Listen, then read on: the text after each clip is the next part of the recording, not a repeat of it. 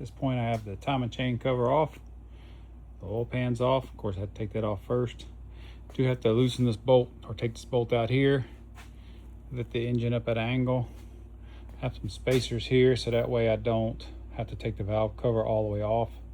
You really don't want to have to do that because the tubes that are in here, the seals that go in here for the tubes, are really a pain to get back on without tearing them, and I didn't want to take a chance on cutting one or tearing it.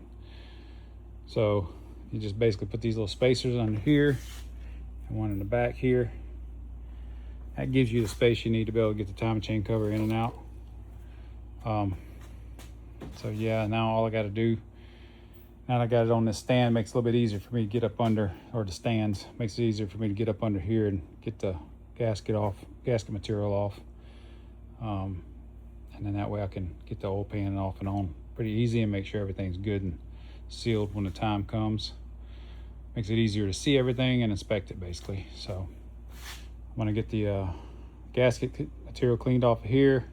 Then I got the timing cover and the oil pan to clean up. I'll put the timing cover back on, and then I'll lift the engine back up and put the oil pan back up under it. You definitely want to put the sealant on the block, not on the pan, because you can take the sealant off the pan trying to get it in there because it barely goes up in there. Even with the engine lifted, you know, you pretty much have to take the other motor mount loose and stuff.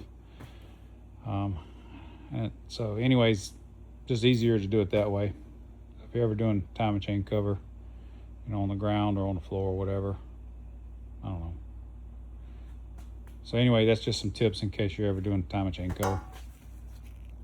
Of course, most likely you'd be under the car with this out and no space to get to these bolts, and you know, be a lot more of a pain than this. Or at least with this car, you wouldn't have any room in here to be able to get to anything. So if it's in an Acura or something like that, you might have a little more space, but honestly, this is actually an Acura chassis, so you probably won't have any room to get the bolts out anyway, so it's so close. So if it is a job you can do while it's in the engine bay, because you got to take this motor mount loose too, you got to take the oil pan off, and in order to get the oil pan off, you got to take it loose from this here. So if you got it all out without, and changed it without pulling the engine out, let me know in the comments. Thanks for watching. Thanks for your support.